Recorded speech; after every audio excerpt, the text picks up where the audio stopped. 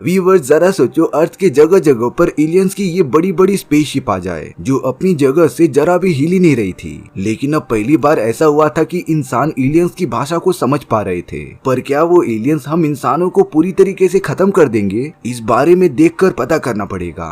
कहानी की शुरुआत में हमें लुइस नाम की एक औरत को दिखाया जाता है जिसे अलग अलग टाइप की लैंग्वेजेस बोलना और समझना आता था। लुइस की एक बेटी भी थी जो बहुत ही बीमार रहा करती थी और अब जल्दी ही इस बीमारी की वजह से लुइस की बेटी की मौत हो जाती है। लेकिन लुइस ने तो किसी से शादी भी नहीं की थी, तो उसकी ये बेटी आखिर कहां से आ गई? ये समय जो चल रहा है वो लुइस का पास्ट है या फ्यूचर, ये अभी पता चल जाएगा। यहाँ प्रेजेंट टाइम में लुइस अपनी यूनिवर्सिटी में कुछ बच्चों को पढ़ा रही थी, पर तभी वो एक चौंका देने वाली न्यूज देखती है जिसमें कि अर्थ के 11 अलग अलग जगहों पर ये बड़े बड़े एलियन के शिप आकर खड़े हो गए हैं। लुइस और वहाँ पर मौजूद सारे बच्चे इस न्यूज को देखकर एकदम घबरा जाते हैं और ये घबराहट होना तो एकदम कॉमन बात थी।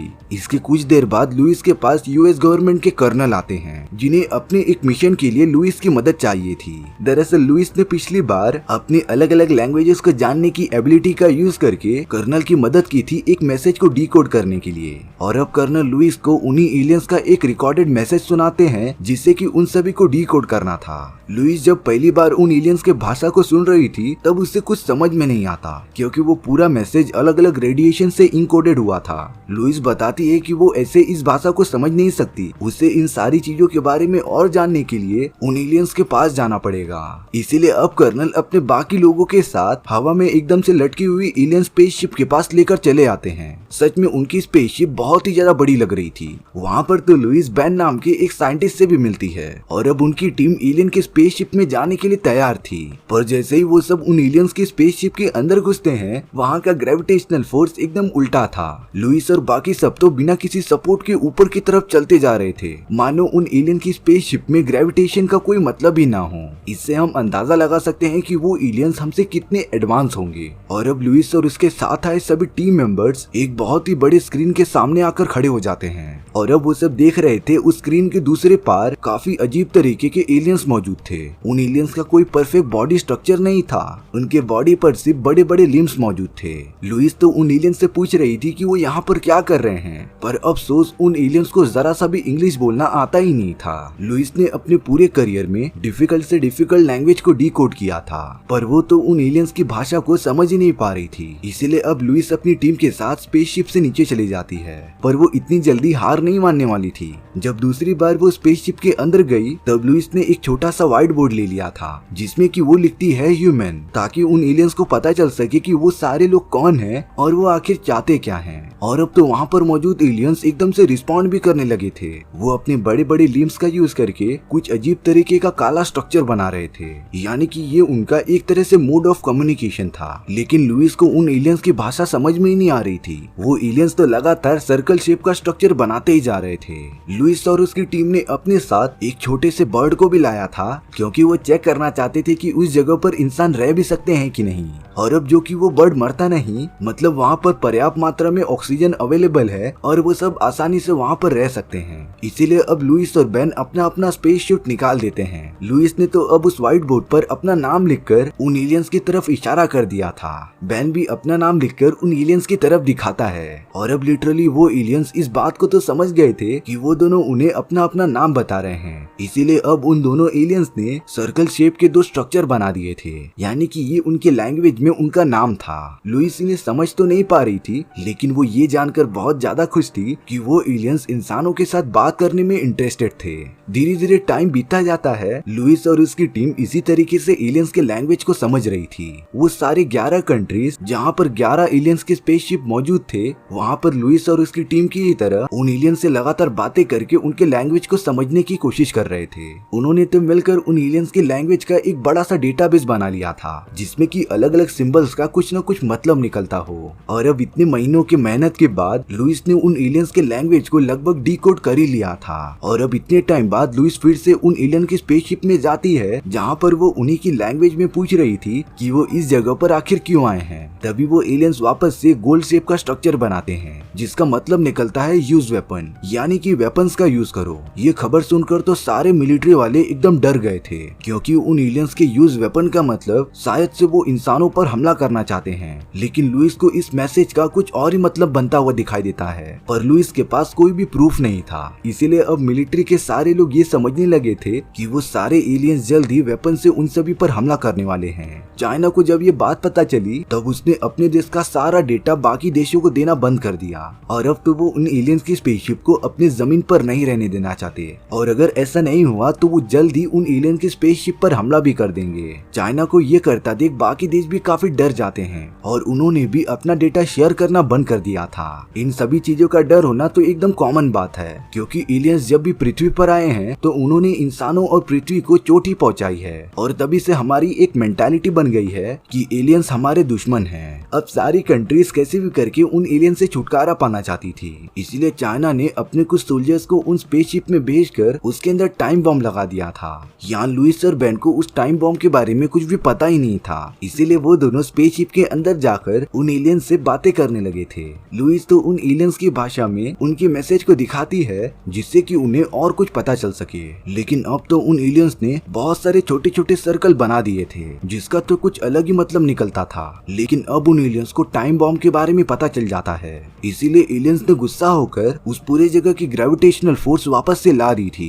जिससे कि लुइस और बेन लगातार स्पेसशिप से बाहर निकलते जाते हैं। और अब उस जगह पर टाइम बॉम्ब की वजह से एक बहुत ही बड़ा ब्लास्ट हुआ था, पर लुइस और बेन सही टाइम पे स्पेसशिप से बाहर निकल गए थे, इसीलिए उन्हें ज्यादा चोट भी नहीं आती है। और अब वो एलियन जिनकी स्पेसशिप जमीन से थोड़ी ही दूर थी वो उसे लेकर थोड़े और ऊपर चले जाते हैं जिससे कि अब कोई भी इंसान उन तक आसानी से पहुंच न सके।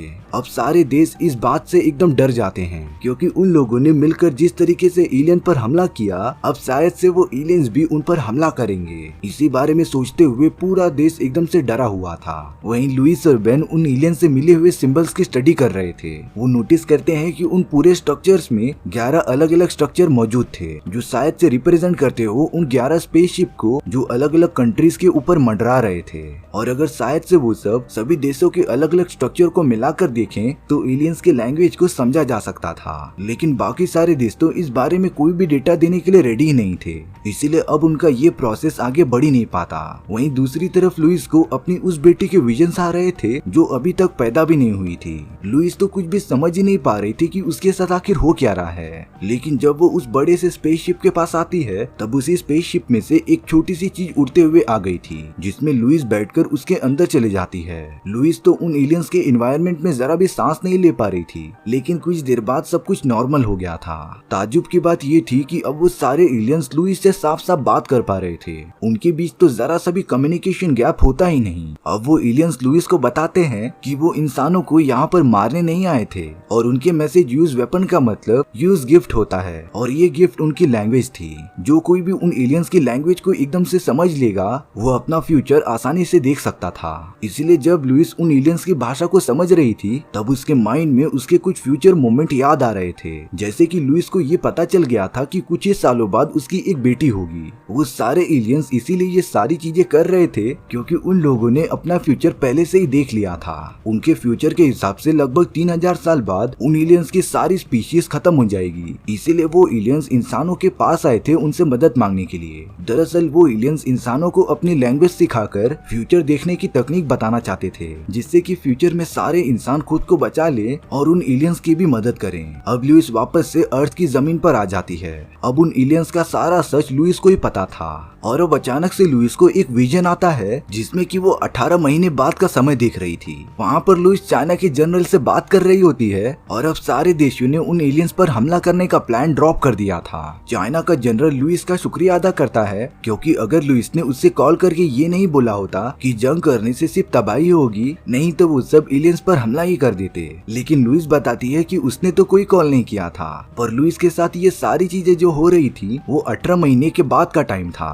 और अब लुइस तुरंत ही अपने प्रेजेंट में आ जाती है, जहाँ पर सारी कंट्रीज उन एलियंस पर हमला करने की तैयारी कर रही थी और अगर जरा सी भी देर हुई तो यहाँ पर एक बहुत ही बड़ा जंग स्टार्ट हो जाएगा। इसीलिए अब लुइस ने अपने विजन्स में जो सारी चीजें देखी थी वो उसे सेम टू सेम करने लगती है। अब लुइस ने चाइना के जनरल को कॉल कर दिया था जो उसे सेम बात बोलती है जैसा कि लुइस ने अपने फ्यूचर में देखा था और अब सारे चाइना वाले एलियंस पर हमला करने से रुक जाते हैं। चाइना के इस स्ट्रेटेजी को देखकर बाकी कंट्री वाले भी अपना हमला रोक देते हैं और अब उन सारे एलियंस की स्पेसशिप हवा में ऊपर उड़ने लगी थी जो अर्थ के एनवायरनमेंट से बाहर निकलकर दूर स्पेस में चली जाती है। शायद से उन एलियंस को पता चल गया होगा कि इंसान उन पर हमला नहीं करेंगे। और अब बहुत टाइम बीतने के बाद लुइस ने अपनी खुद की एक किताब लिख दी थी जिसमें लुइस ने उन एलियंस की सारी लैंग्वेज के बारे में मेंशन किया था और जो कोई भी उस बुक को अच्छे से पढ़ता तब उस लैंग्वेज को सीखने के बाद वो भी अपना फ्यूचर आसानी से देख सकता था और वो सारे एलियंस भी यही चाहते थे।